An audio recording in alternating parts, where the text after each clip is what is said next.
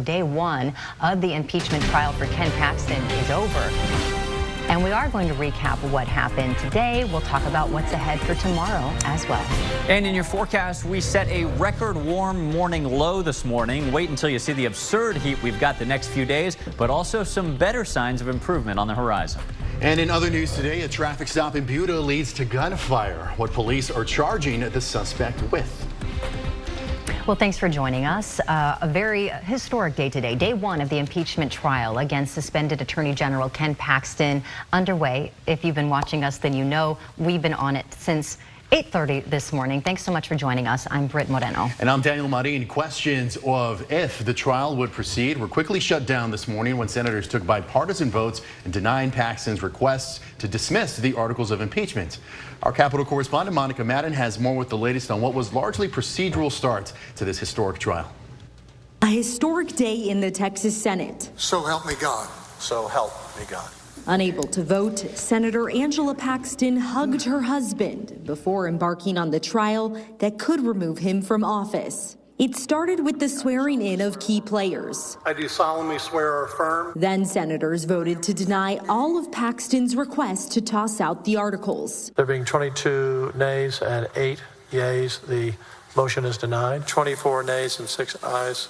The motion is denied. Motion is denied. In opening statements, the Republican who led impeachment in the House laid out the lower chamber's case. The House uncovered egregious misconduct and abuse of office by the Attorney General of the state of Texas. He should be removed from office and prevented from ever holding a position of trust in the state of Texas. Paxton's attorneys punched back, attacking the process and what they call false narratives about Paxton. Why did it happen when it did?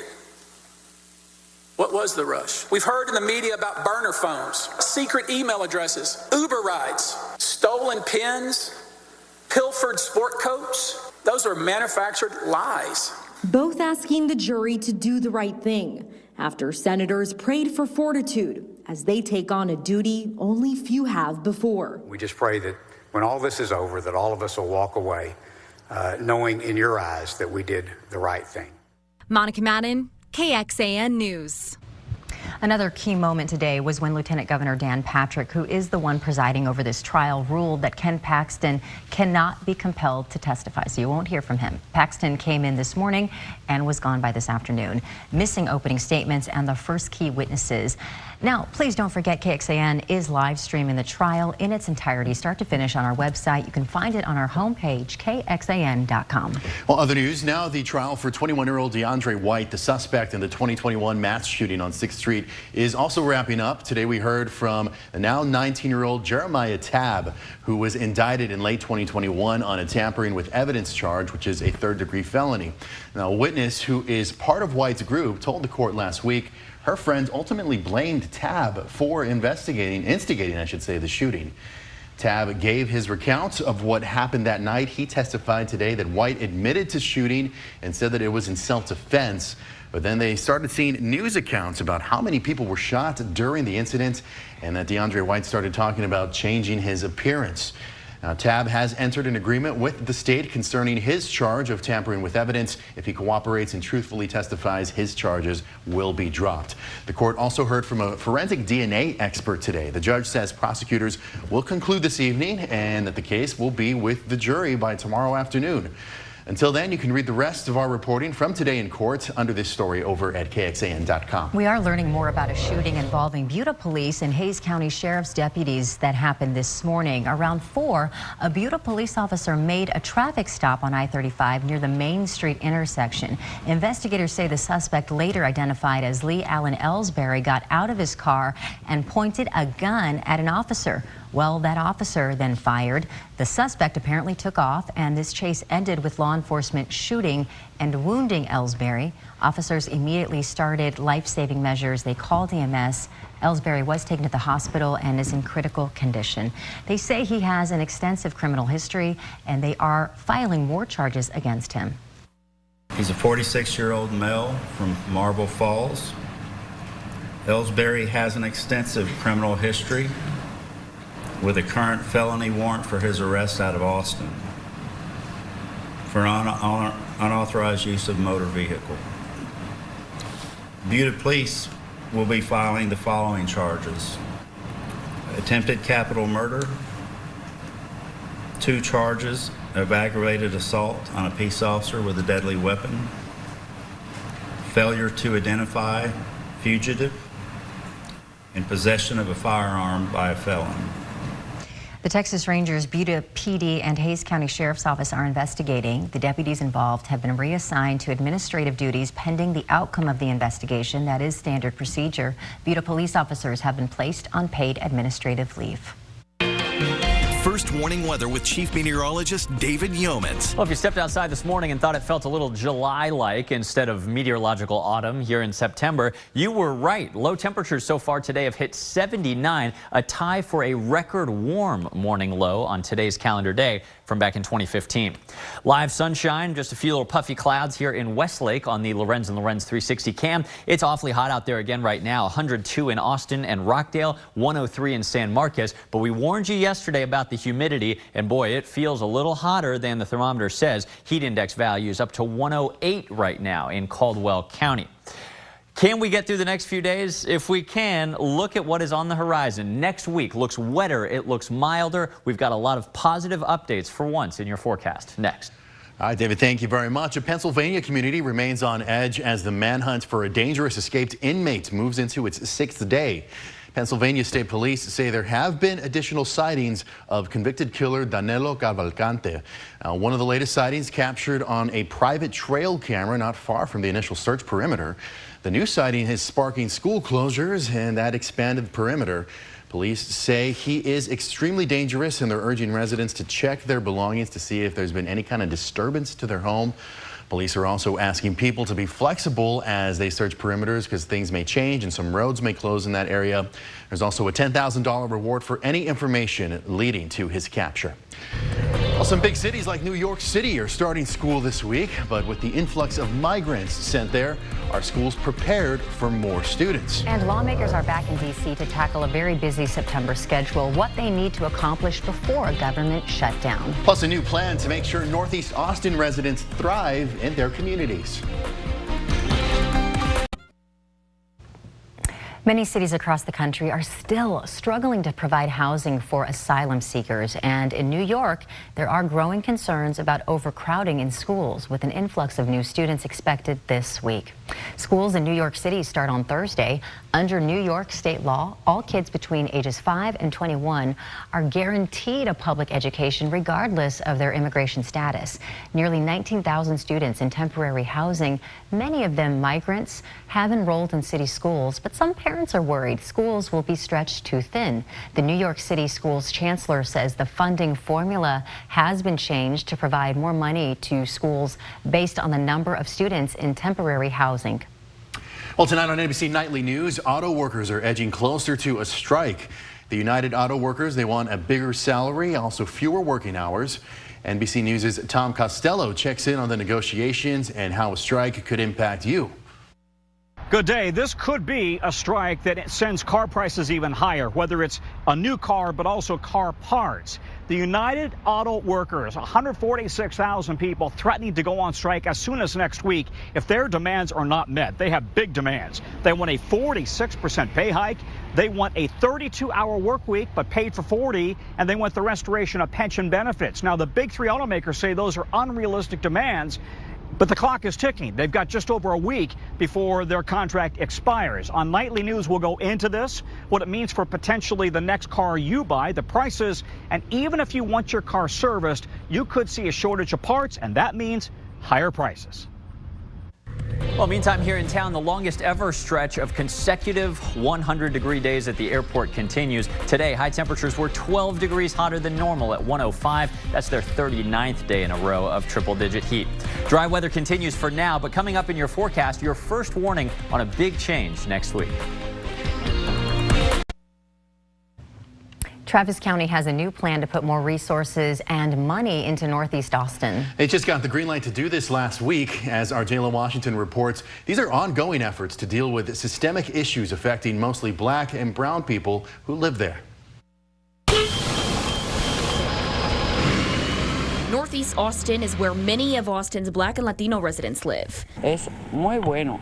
It just makes me feel at home. And people like Stephanie Gonzalez don't want to live anywhere else. I think there is room for improvement. Travis County is now taking real action to make sure those who call this community home can not only stay, but thrive. What we're trying to construct is a policy framework. The idea is that there are a lot of very effective programs that are operating independently of each other. Last week, Travis County passed a Marshall Plan co-resolution with the city of Austin.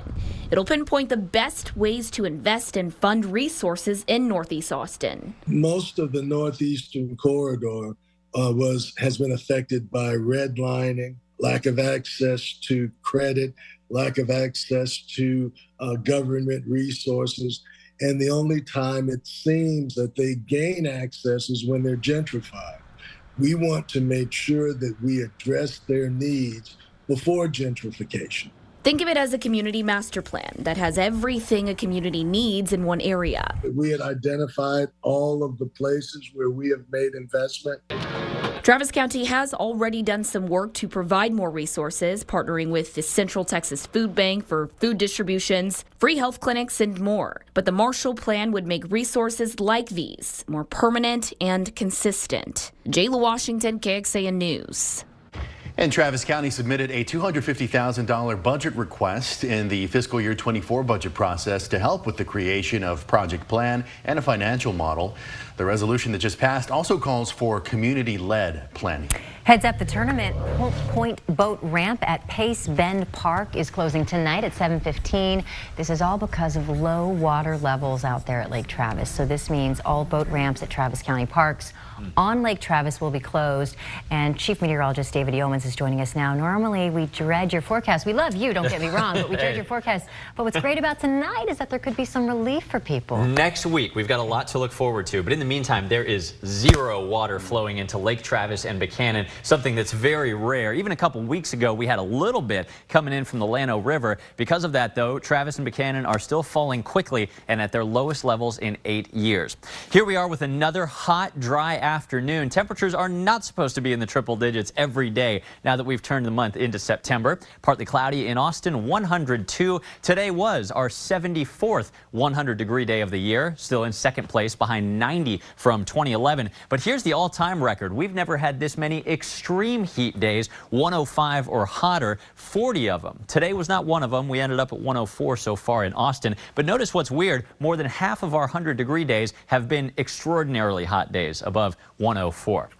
High temperatures over the next few days, we're going to keep actually racking both of those numbers up. Look at this, 106 Thursday, 108 is possible in Austin on Friday. That's 14 degrees above normal and actually would be a record high for the day by a 6-degree margin. That's huge. These are on track with some of the hottest temperatures we've ever seen in the month of September. But let's talk about when a little change comes. First things first, in the tropics, we've got a really impressive hurricane developing that is not going to affect Texas. Here it is, the newly minted tropical storm Lee. Winds are at 45 miles per hour, developing quickly. This is one of the most bullish forecasts ever issued so early in a storm's lifetime by the National Hurricane Center. They're calling for a Category 4, almost Category 5 storm 5 days from now, chugging west-northwestward.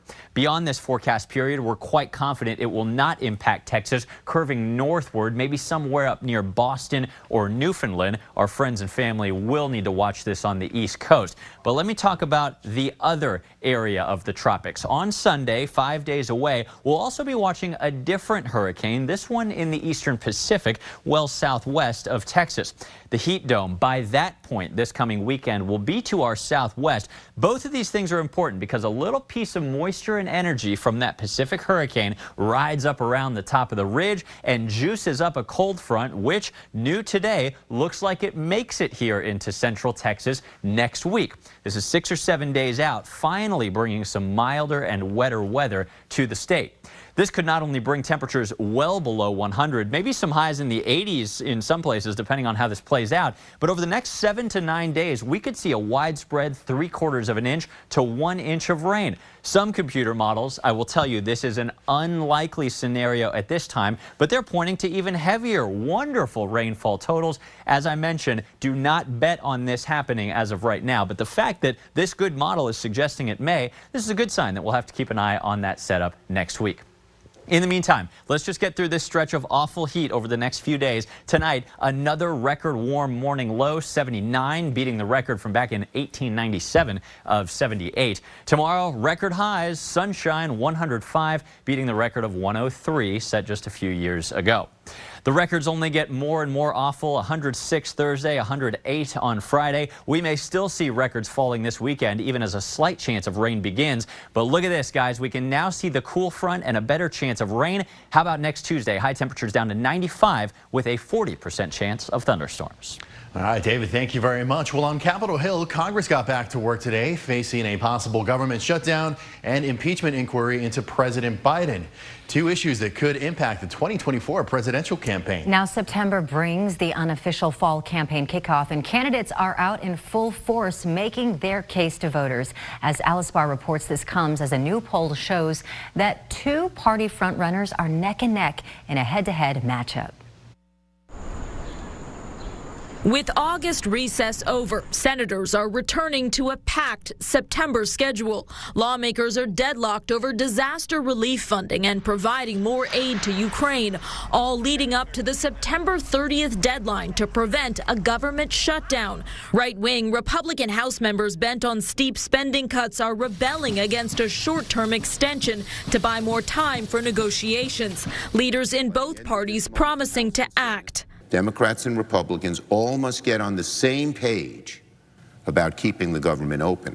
But for some House conservatives, the top priority remains investigations into President Biden and his son Hunter's business dealings. Though House Republicans have not produced evidence of wrongdoing by the president, at least one hard-right member says she won't vote to fund the government until the House votes to begin a Biden impeachment inquiry. For his part, President Biden sharpening his attacks against his predecessor and 2024 rival, former President Trump. The great real estate builder, the last guy here, he didn't build a damn thing. A new Wall Street Journal poll has the pair in a dead heat in a head-to-head matchup, while the former president is up 46 points over his nearest Republican rival, as other candidates campaign to make a dent in that lead. We've got to think about leadership that's not distracted because we've got so many issues facing our country. Mr. Trump is choosing to skip tomorrow's initial court appearance in the Georgia election interference case while pleading not guilty and fundraising off his latest legal fight. In Washington, Alice Barr, NBC News. Well, as of today, Narcan is now available over the counter, but for some, it's still out of reach. Why some are saying the price needs to be lowered to continue saving lives from overdoses. Tonight on News Nation, hundreds of kids are enrolling in schools throughout the country, but they're not American citizens. How the border crisis is impacting classrooms well beyond the Rio Grande. Then the UAW wants higher pay and better benefits. Why a potential major labor battle could be putting President Biden in a tough spot. Plus, one governor's trying to store natural gas and keep prices low. But his name may surprise you. Why some say Gavin Newsom's latest shift on energy policy means he's running for president. Tonight on Balance. To find News Nation, go to joinnn.com. Starting today, millions of Americans can buy the overdose antidote Narcan without a prescription. This is the first time the life-saving drug is available over the counter in drugstores across the nation. And it comes after the FDA approved the over-the-counter version of the drug earlier this year to address the nation's growing opioid crisis. At nearly $45 per dose, it's not exactly cheap, but advocates of Narcan say that is a small price to pay for increased access, while others believe that price tag puts it out of reach for many who need it. Insurance companies don't usually cover the costs of over-the-counter drugs, but some insurers, such as Blue Cross, Blue Shield, and other Medicare and Medicaid programs, say they will continue covering Narcan. In a statement announcing the launch of the drug, Emergent BioSolutions says it's working with partners to ensure Narcan is readily available to at-risk communities, adding while the company wants to help maintain access and affordability, the price is set by individual retailers. Lawyers for convicted murderer Alex Murdaugh are filing a motion today seeking a new trial after allegedly uncovering evidence of jury tampering. Murdaugh's attorneys claim Rebecca Hill, the Carrollton County Clerk of Court, pressured jurors who took less than 3 hours to deliberate to find Murdaugh guilty. They say that she pressured them to reach a quick verdict. Now, Hill went on to co-author the book Behind the Doors of Justice, The Murdaugh Murders, which published in July. It details Hill's experience overseeing such a major trial and her family's history with the Murdaughs, whose family patriarchs had previously wielded power as the top prosecutor in South Carolina's coastal Low Country. Murdaugh's attorneys said, quote, Hill did these things to secure herself a book deal and media appearances that would not have happened in the event of a mistrial. The motion adds that Hill betrayed her oath of office for money and fame. Tonight on KXAN, America's Got Talent at 7, Quantum Leap at 9, before KXAN News at 10. Or you can join us an hour earlier for KXAN News at 9 on CW Austin. Here's where to find us.